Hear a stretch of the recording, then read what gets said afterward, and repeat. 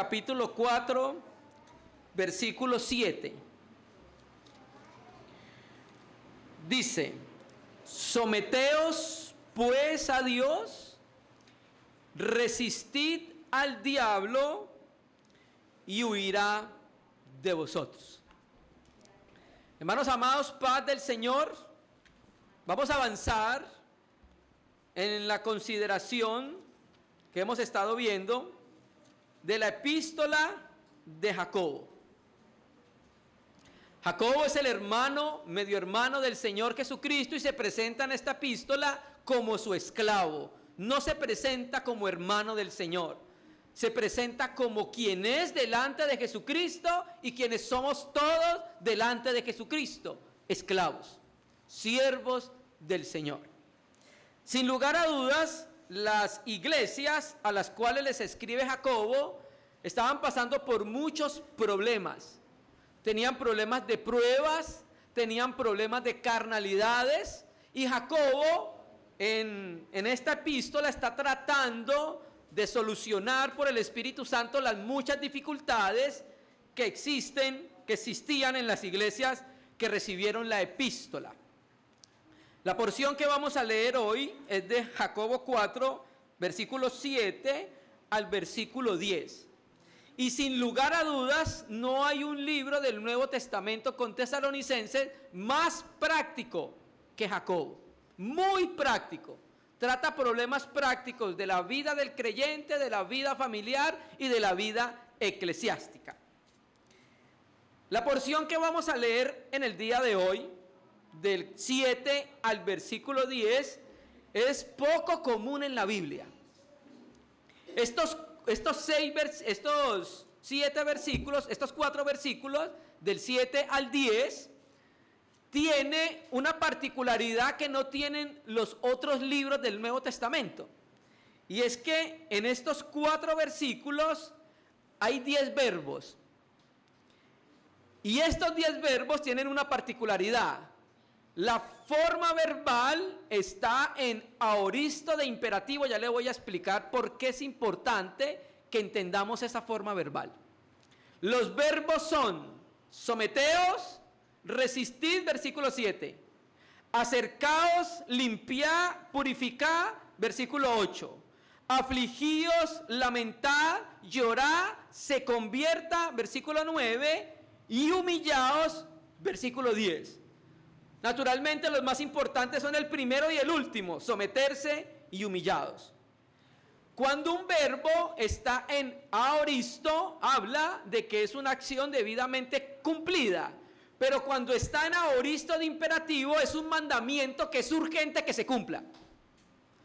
Eso es lo que quiere decir el aoristo de imperativo. O sea que Jacobo lo que estaba diciendo a los receptores originales es: someteos, pero rápido. Acercaos, pero rápido. Limpiad las manos, pero rápido. Purificar, pero urgentemente. Eso es lo que quiere decir los verbos en aoristo de imperativo. Y es el capítulo más fuerte de la epístola, capítulo 4. ¿Por qué, hermanos? Porque les llamó a los hermanos que recibieron la carta codiciosos, asesinos, les llamó matáis, les llamó envidiosos, les llamó que combatían y luchaban por celos, les llamó adúlteros.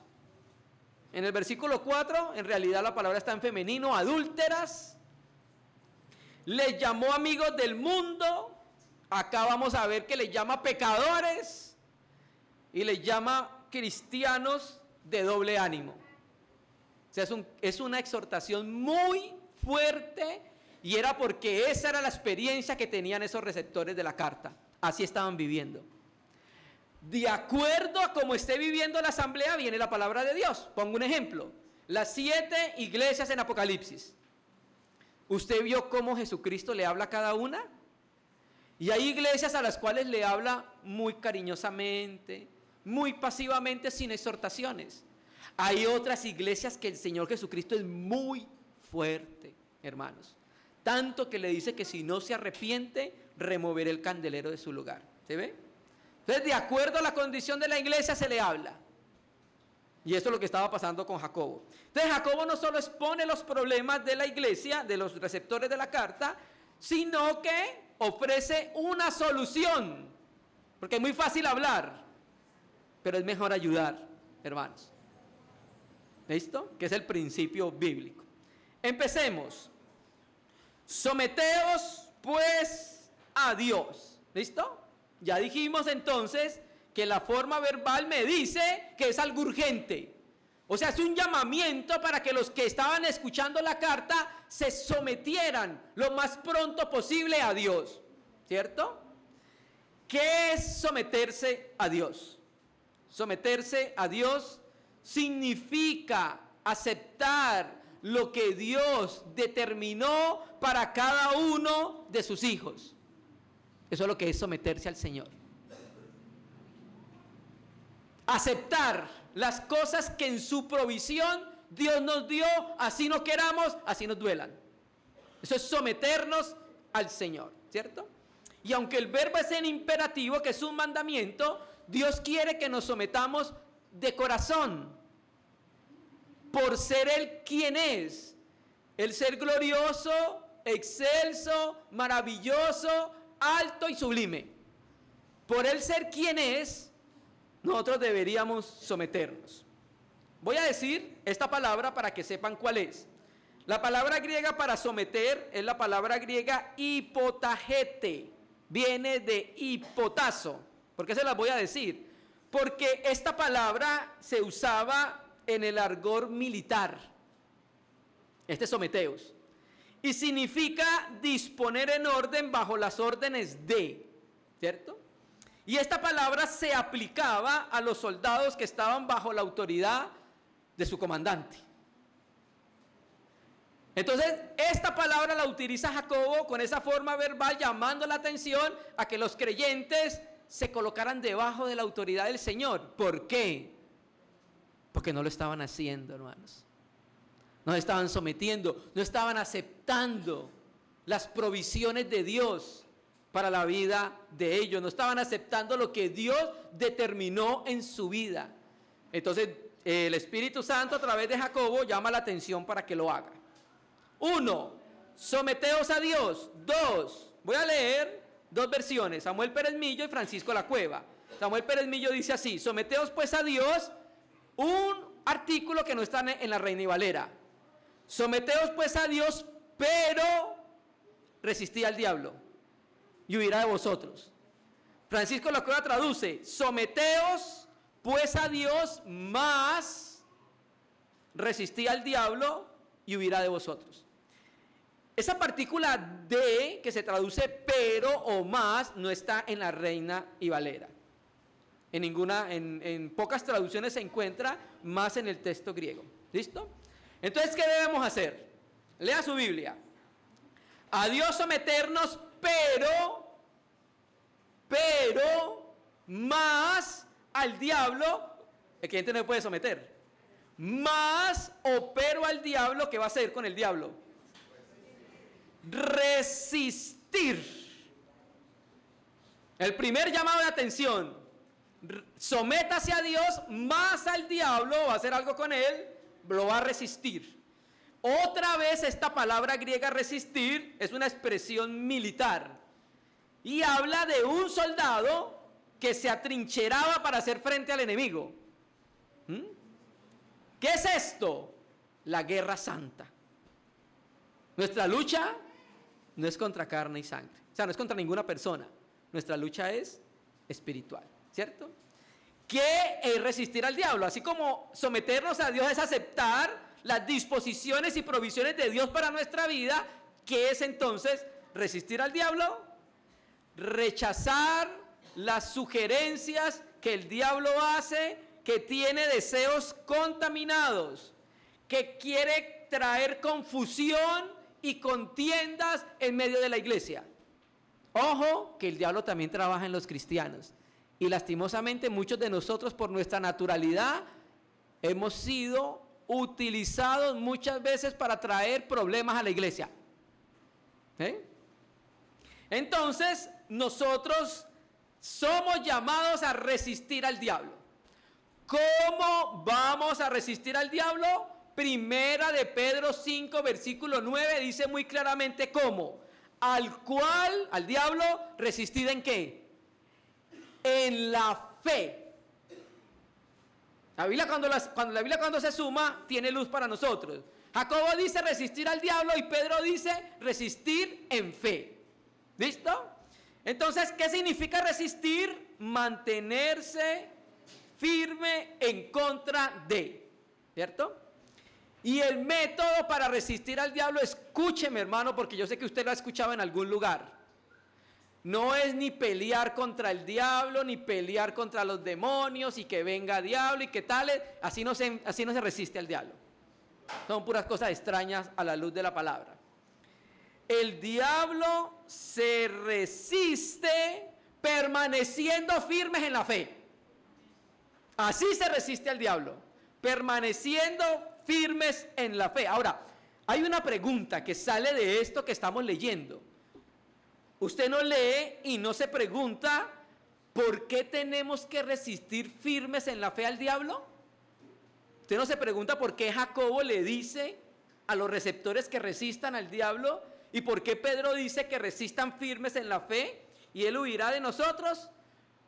Porque el diablo quiere quitarle la fe al creyente y hacerlo caer. Siempre. Por eso hay que resistirlo. Porque siempre está rondando, buscando la manera de cómo entrar para hacer caer nuestra fe. Entonces, él procura quitar la fe, hacer caer al Hijo de Dios, procura el mal físico del Hijo de Dios y procura el mal espiritual del Hijo de Dios. ¿Qué estrategias utiliza el diablo? Debemos identificarlas para resistir firmes en la fe. Por ejemplo, las tentaciones. El diablo utiliza las tentaciones para hacer caer al cristiano. ¿Por qué el diablo utiliza las tentaciones? Porque ¿cuál es el carácter del diablo? Tentador. Por eso va a utilizar las tentaciones para tratar de hacerle ver al creyente que Dios no lo ama, que Dios lo olvidó y peque contra el Señor a través de las tentaciones. ¿De qué otra manera el diablo está rondando al cual tenemos que resistir firmes en la fe? Enfermedades, ojo, hay enfermedades que son concedidas por Dios y hay enfermedades que son infligidas por el maligno. ¿Recuerda cuál es una de ellas? Job. La enfermedad de Job era de producto espiritual. Y también recuerda a la mujer que el diablo tenía atada durante 18 años.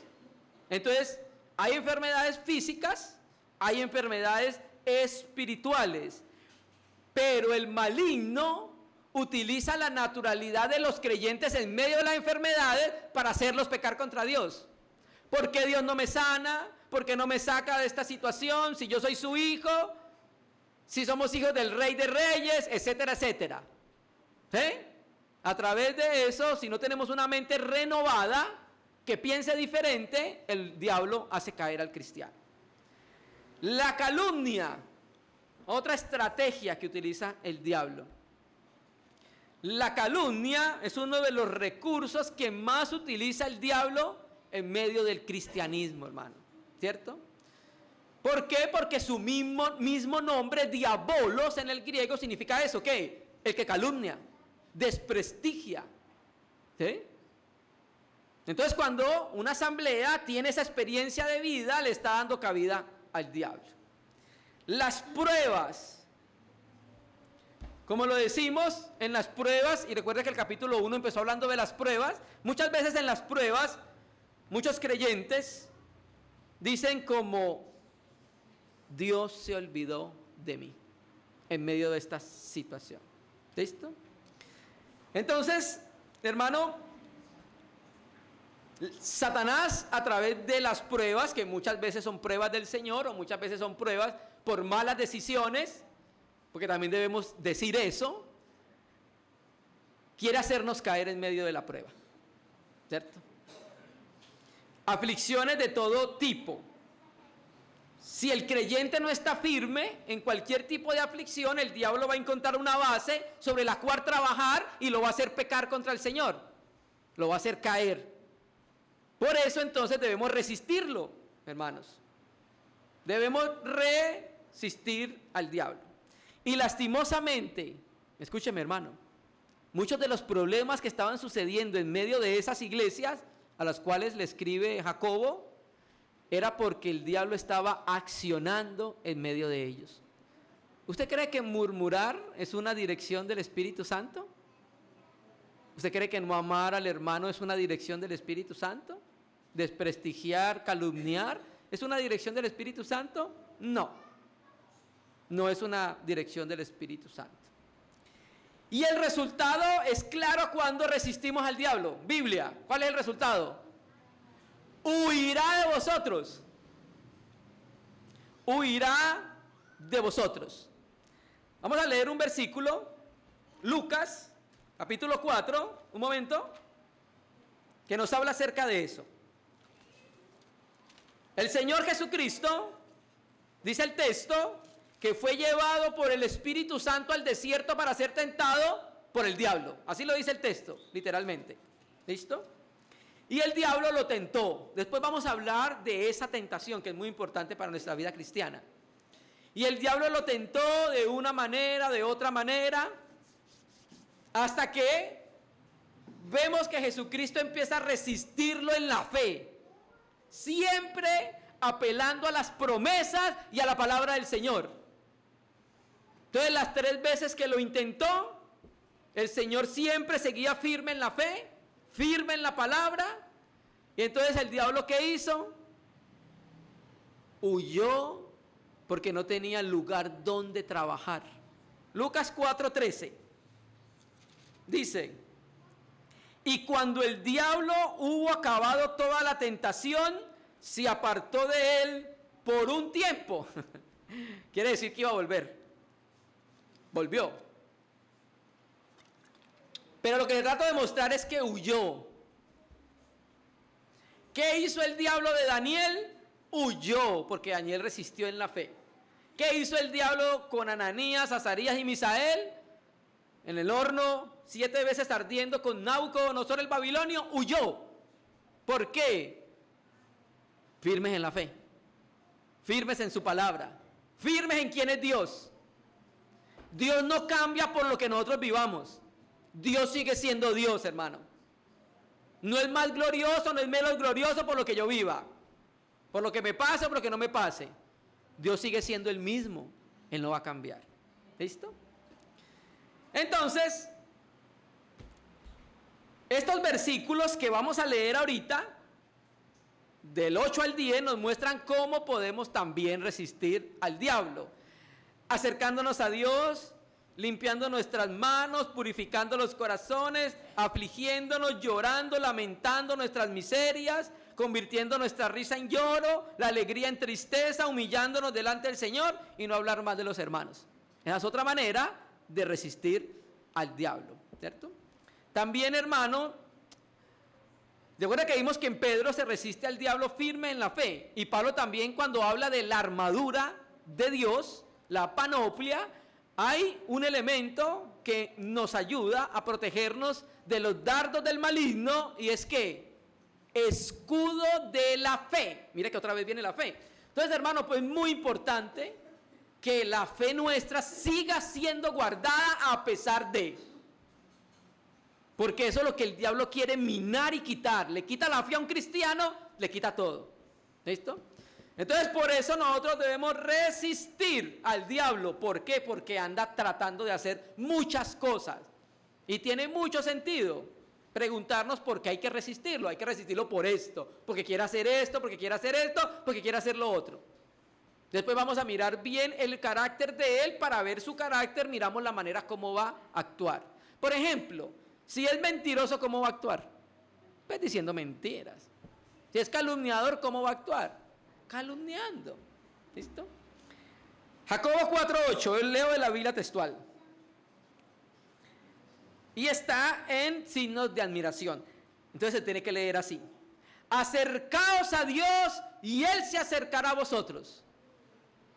Limpiaos las manos, oh pecadores, y purificad los corazones, los que sois de doble ánimo. Está en signos de admiración.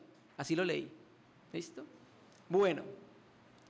Acercaos a Dios y Él se acercará a vosotros. ¿Qué entiende usted por esto? Sin lugar a duda, la comunión de estos cristianos estaba interrumpida con Dios. Al ser un llamamiento de imperativo con aoristo, es un llamado para que ya lo hagan. ¿Por qué? Porque estaban lejos, hermano. Estaban lejos de Dios. Acérquense a Dios. Y esa exhortación era la exhortación normal de Dios a través de los profetas al pueblo de Israel. Dios siempre los llamó a que se volvieran a Él, porque se habían alejado en pos de ídolos, en pos de mujeres extrañas. ¿Sí? Vamos a leer un momentico Zacarías, capítulo 14. Zacarías, allá antes de Malaquías, del último libro, Zacarías capítulo 1, versículo 3. Zacarías capítulo 1, versículo, vamos a leerlo 1, 2 y 3. Zacarías capítulo 1. Versículo 1, 2 y 3, dice: en el 8º mes del año segundo de Darío vino palabra de Yahvé al profeta Zacarías, hijo de Berequías, hijo de Ido, diciendo: se enojó Yahvé en gran manera contra vuestros padres. Diles pues, así ha dicho Yahvé de los ejércitos: volveos a mí, dice Yahvé de los ejércitos, y yo me volveré a vosotros, ha dicho Yahvé de los ejércitos. Es un llamamiento no a incrédulos, ¿o sí? Es un llamado de Dios a su pueblo que se vuelva a Él. Es un llamado de Dios a los hijos de Dios que nos acerquemos a Él. Acerquémonos al Señor. Ya es momento de acercarnos al Señor.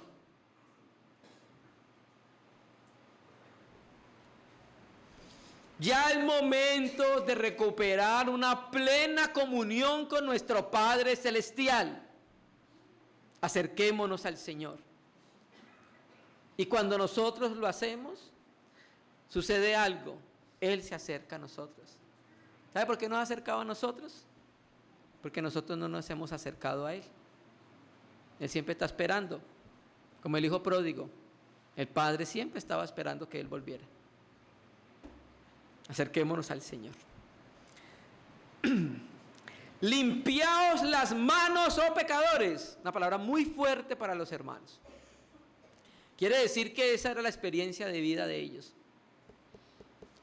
Y en el Antiguo Testamento usted va a encontrar esa metáfora de lavar las manos con los sacerdotes. En Éxodo 30, 17 en adelante, cuando ellos entraban, había el labraco de bronce, donde ellos se lavaban las manos, y si no se lavaban las manos podían morir. Hasta ese punto llegaba la limpieza ritual de los sacerdotes, ¿cierto? Y en el tiempo de Jesucristo, los escribas y los fariseos hipócritas enseñaban que si usted descuidaba lavarse las manos, era tan malo como la lujuria, como la mentira y como el robo. Te habían colocado el mandamiento en un lugar donde no debía ser. ¿Listo? Y si usted recuerda, Pablo también pide en 1 Timoteo que oren levantando manos limpias. Y cuando dice manos limpias, en el contexto es sin ira y sin contiendas. ¿Listo? Entonces, ¿por qué debían limpiarse las manos? ¿Sabe de qué hablan las manos? Del servicio. ¿Qué quiere decir? Que el servicio de ellos a Dios estaba contaminado. ¿Por qué cree que tiene que limpiárselas? Porque estaban sucios. Y no es que literalmente estuvieran sucias, es una metáfora. Lo que tiene sucio es ¿qué? El corazón, hermanos. Lo que tiene sucio es el corazón, ¿cierto? Entonces, limpiar las manos quiere decir que debemos presentar nuestra vida limpia delante del Señor, lo que debían hacer los receptores originales. Para limpiarse las manos, debían confesar su pecado, separarse del pecado. ¿Por qué lo digo así? Porque le llama limpiar las manos o pecadores. Tenían que separarse del pecado, tenían que confesar su pecado, ¿cierto? Y no solo limpiar las manos, tenían que purificar los corazones, los que sois de doble ánimo. Mire entonces que no solo le llama pecadores, a los hermanos, esto no es para los incrédulos. ¿Usted cree que esta epístola dónde se iba a leer? En el parque, en una reunión secular, en una junta de acción comunal. Esto se iba a leer en la iglesia. Y le llama pecadores. Y les dice, purificados los corazones los que sois de doble ánimo. Ya vimos que es un hombre de doble ánimo. La palabra griega disikos, dice dos, psicos, alma, de dos almas. ¿Qué quiere decir eso? Que era un cristiano que estaba viviendo una doble vida y una doble moral. De lunes a viernes tenía un pie en el mundo y sábado y domingo tenía un pie en la iglesia. ¿No? Y eso era lo que pasaba en los tiempos de Elías con Israel. Cuando Elías se fue al monte a enfrentarse con los 850 profetas de Acera y Baal, le dice a Israel, ¿hasta cuándo van a claudicar entre dos pensamientos? Si el Señor es Dios, pues sírvale. Y si usted cree que Baal es Dios, pues entréguese a Baal. Entonces estos creyentes de doble ánimo, de dos almas, no se decidían. ¿Buscamos al Señor o no lo buscamos? ¿Nos entregamos o no nos entregamos? ¿Nos comprometemos o no nos comprometemos? ¿Nos reunimos o no nos reunimos? ¿Leemos la palabra o no la leemos? ¿Oramos o no oramos? ¿Ayudamos o no ayudamos? ¿Servimos o no servimos? ¿Nos entregamos o no nos entregamos? Esos eran los discípulos, los de doble ánimo, hermanos. Entonces, no que cuando dice purificar los corazones, no significa que la persona que tenga un corazón impecable, porque eso no existe. El único impecable es Dios.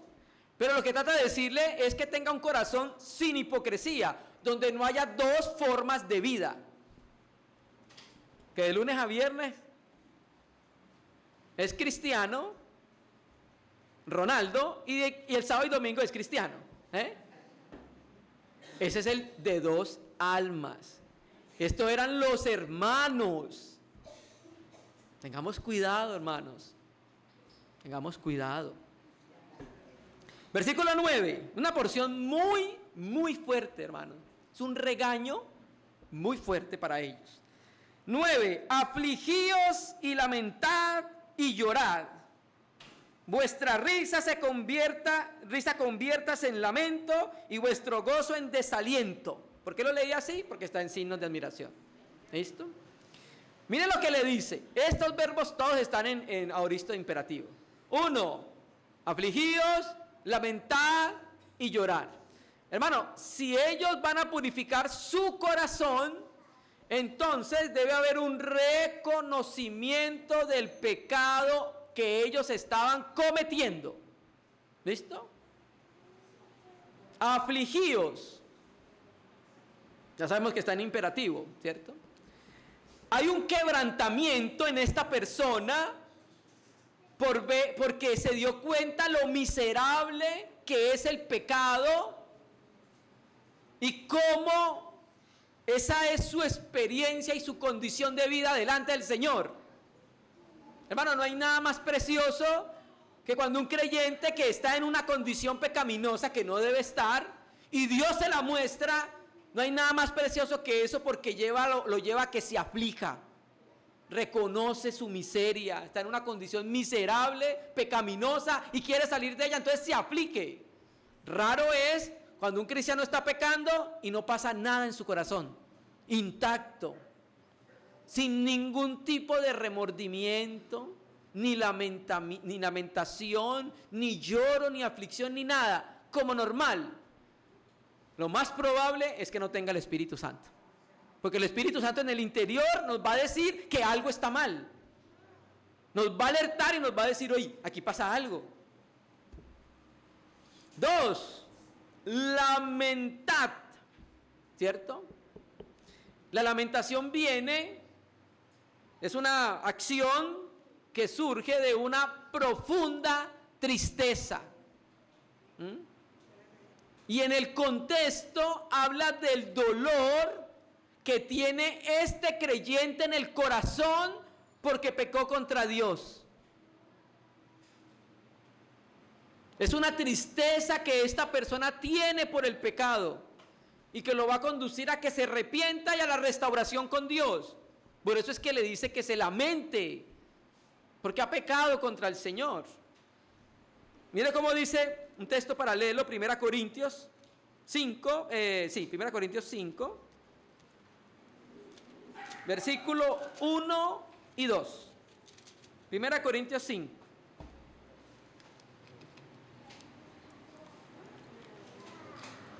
Como algo raro, los corintios estaban pecando. Y dice Pablo en 1 Corintios 5, versículo 1 y 2, dice: de cierto se oye que hay entre vosotros fornicación, y tal fornicación cual ni aún se nombra entre los gentiles, tanto que alguno tiene la mujer de su padre.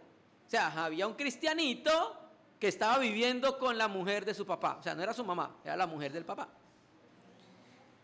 Y vosotros estáis envanecidos, ¿no debería más bien haberos lamentado para que fuese quitado en medio de vosotros el que cometió tal acción?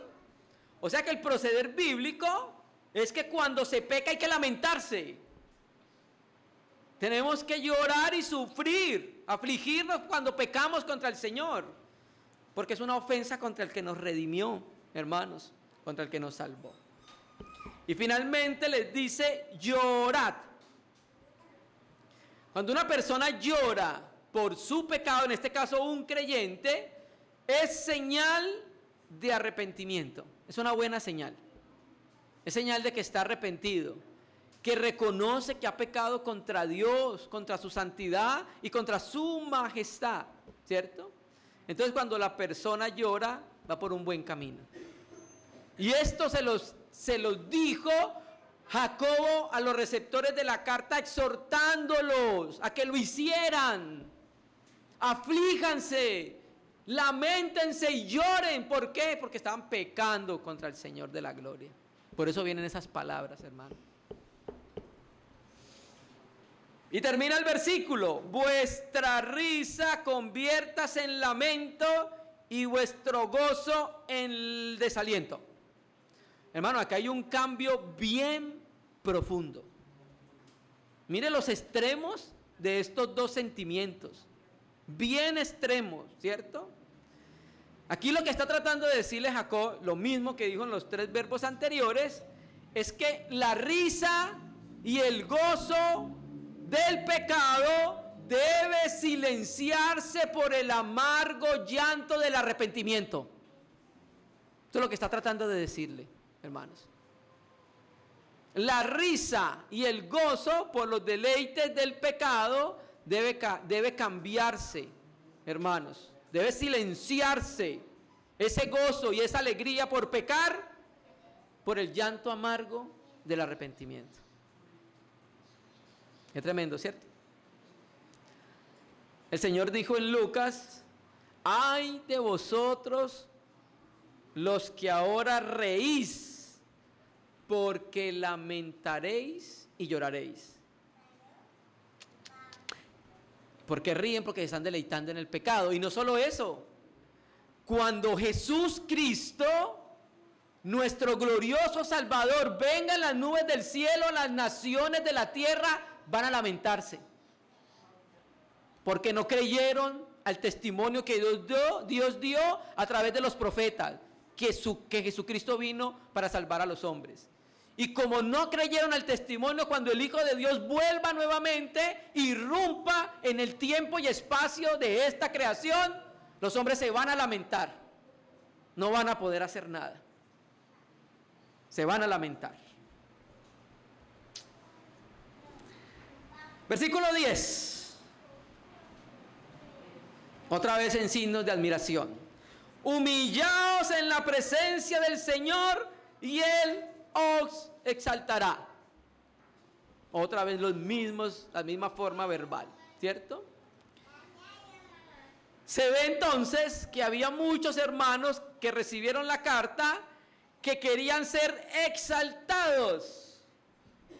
Querían ser reconocidos como alguien, ¿cierto?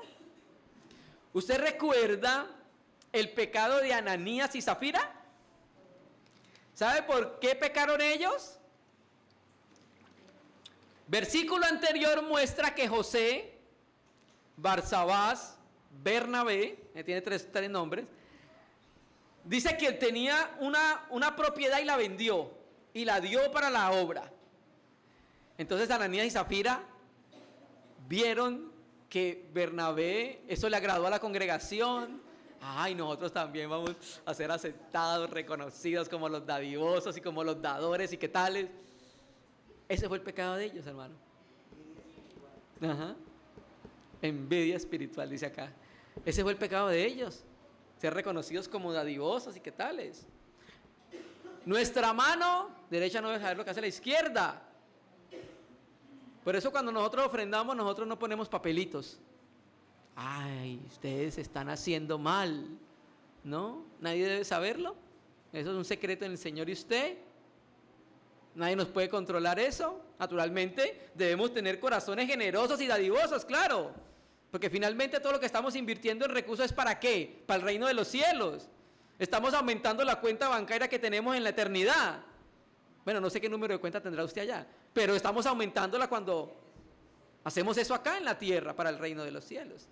Entonces habían muchos por ahí que querían exaltados, ser reconocidos, ¿cierto? Pero ellos habían olvidado que la primer condición para ser exaltados, ¿cuál es? Humillados. ¿Y humillados en dónde? Delante de la presencia del Señor, dice el texto. Humillados en la presencia del Señor. Este cuadro, cuando dice humillados en la presencia del Señor, es el cuadro de un vasallo que hace su entrada en la corte de un soberano. Y al hacerlo se humilla hasta que el soberano le permite ponerse de pie. Esa es la palabra que significa humillarse. No hay otro camino para alcanzar las bendiciones que la humillación. No crea que hay otra vía. Y no hay atajos. La humillación. Y el resultado de la humillación será ¿qué? La exaltación. ¿Cierto? El ejemplo supremo lo tiene ¿quién? Jesucristo en Filipenses capítulo 2, 5 al versículo 12, 11, ¿cierto? Donde el Señor fue exaltado hasta lo sumo. El texto griego dice súper exaltado, a la majestad de las alturas, encumbrado de lo más alto, porque fue súper exaltado, porque se humilló hasta lo sumo. Y nosotros nunca vamos a entender ¿qué significa la humillación del Hijo de Dios? Porque nosotros nunca seremos dioses. Nunca lo entenderemos. Pero sabemos que es algo glorioso que Dios se haya humillado. Maravilloso para nuestra vida. Produjo salvación para nosotros. ¿Cierto? A través del proceso de la muerte y muerte de cruz. Mire lo que dice Pedro. Es que Pedro y Jacobo tienen partes muy parecidas. Primera de Pedro 5, 6.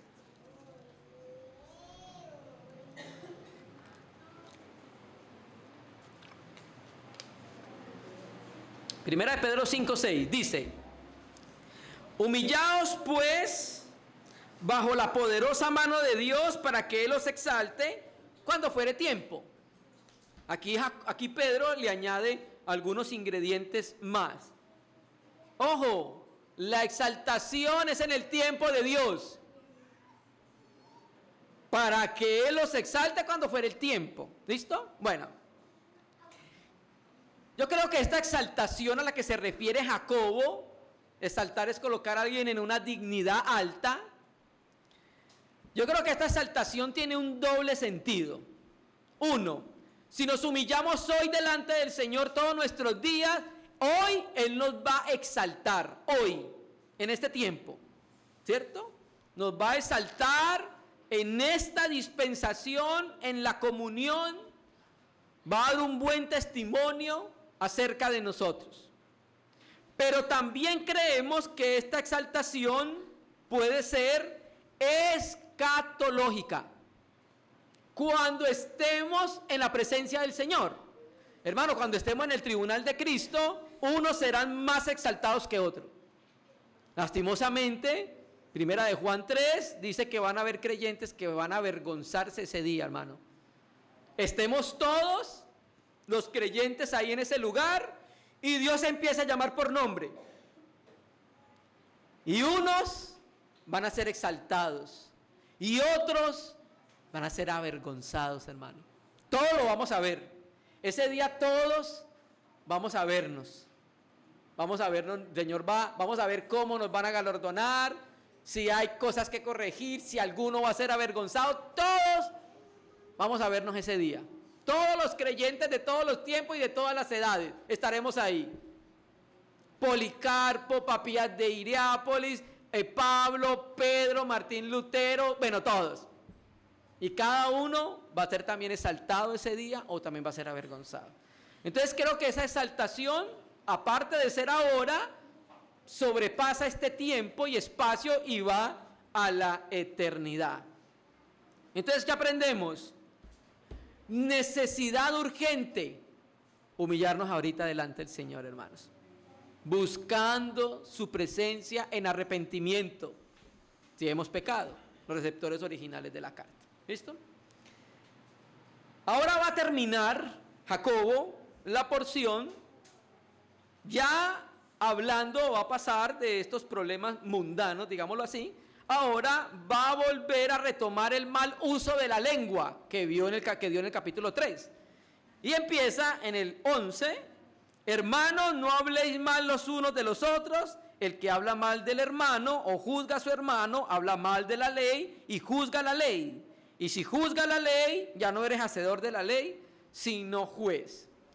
Aquí cuando Jacobo habla de que alguien habla mal de su hermano, habla de como si estuviera difamándolo, como si estuviera tratando de desprestigiarlo delante de otro con palabras que lo desacrediten, ¿cierto? Y el hermano no está presente para poder, digamos, presentar una defensa, ¿cierto? Entonces, sugiere la frase que la iglesia estaba involucrada en este acto pecaminoso. En vez de estar edificándose como creyentes, lo que hacían es que estaban, ¿qué?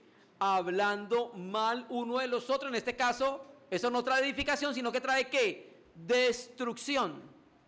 Hermano, ya les dije cuál es el nombre del diablo. Diabolos, calumniador.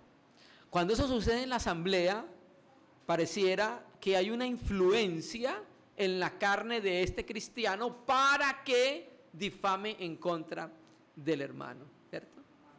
Y lastimosamente, la murmuración es un bocado envenenado, hermano. Y es la mayor expresión de falta de amor entre nosotros. Nosotros necesitamos ser muy corregidos en estos temas prácticos, hermano. ¿Listo? El que habla mal del hermano o juzga a su hermano, el que habla mal del hermano o juzga a su hermano, habla mal de la ley y juzga a la ley.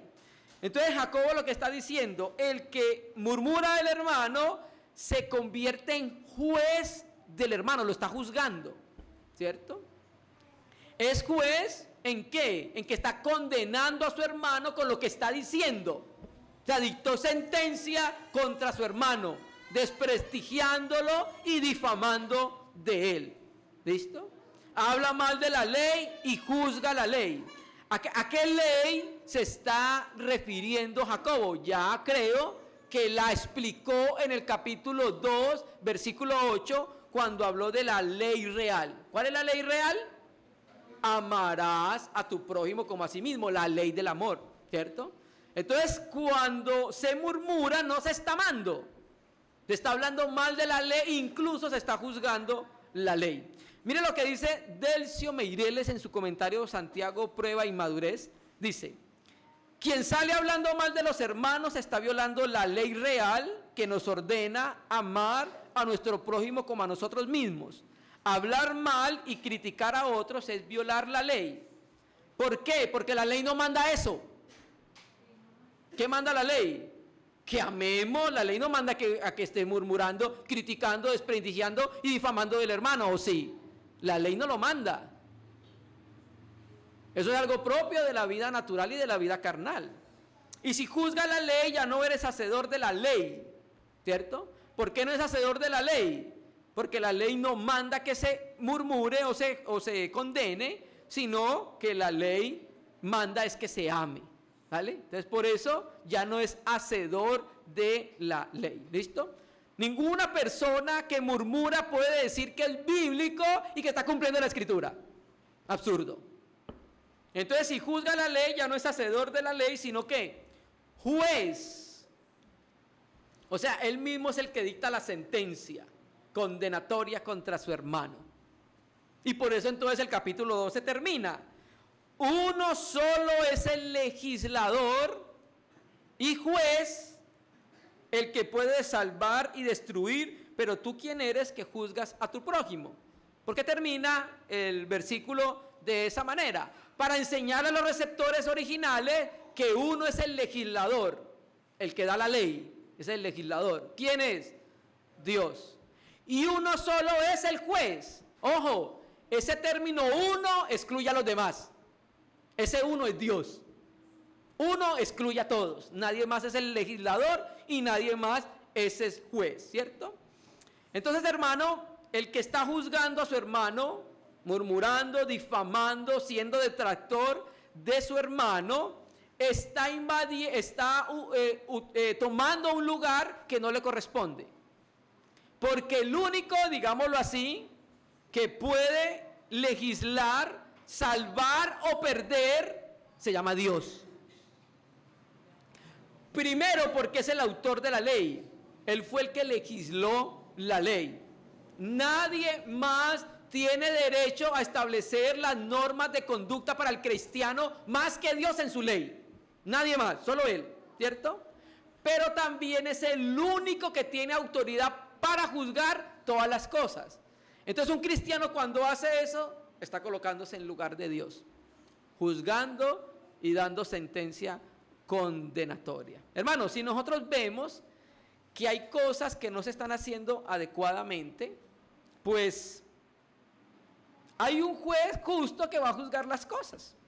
Ya, tenemos que aprender a descansar en el Señor. El que puede salvar y destruir. Mire, hay un texto en Mateo que habla de que a quién debemos temer. Debemos temer al que tiene el poder de echar el alma y el cuerpo, ¿en dónde? En la gehenna. La salvación pertenece al Señor porque Él la causó. Él proveyó la fuente para salvar a toda la humanidad, que la fuente es la muerte de Cristo. Por eso la salvación pertenece al Señor, pero es Él también el que puede dictar sentencia condenatoria sobre el hombre, en este caso destruirlo, nadie más. Nosotros podemos ver si una persona es salva o no es salva, pero finalmente el que lo condenará en ese día será ¿quién? Jesucristo, que va a ser el juez del trono blanco. ¿Listo? Pero tú, ¿quién eres que juzgas a tu prójimo? La respuesta a esta pregunta retórica es clara. ¿Quiénes somos? Nadie. ¿Quién eres tú para que juzgue y dé sentencia condenatoria contra su hermano? ¡Ojo! Y entendamos bien esto.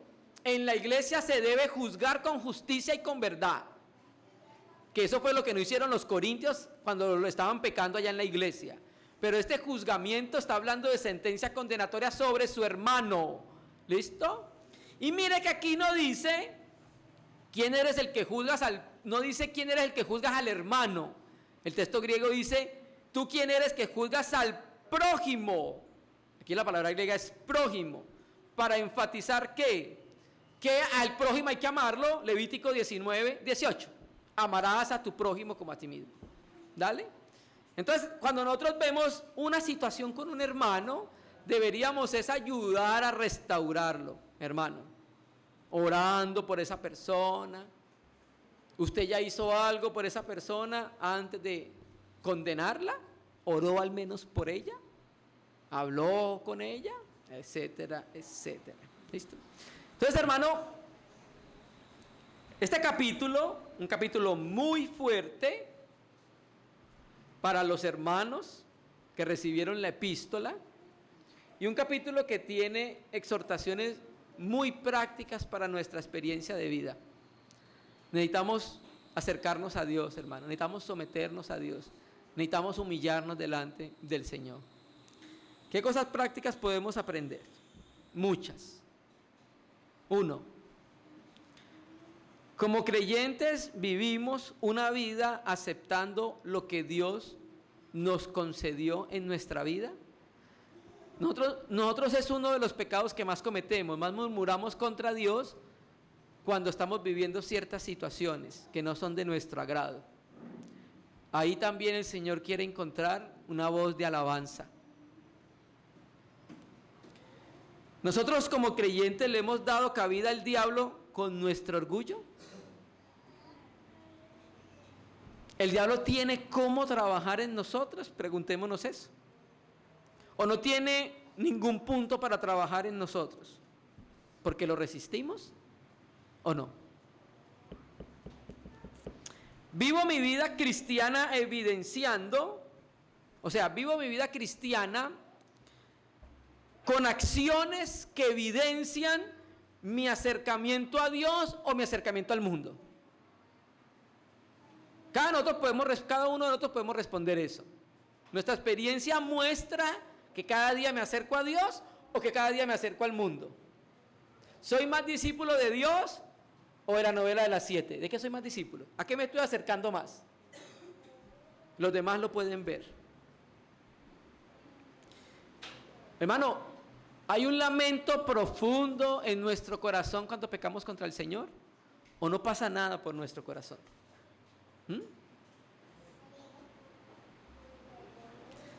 ¿Soy reconocido como cristiano por desprestigiar a los hermanos o por ser amante de los hermanos? ¿Cómo soy reconocido?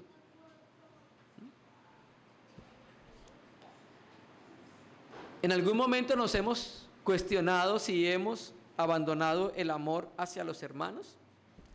Cuando una persona abandona el amor a los hermanos, cae en el camino del legalismo. Y eso es lo que estaban viviendo los receptores originales de la carta. Que el Señor santifique su palabra.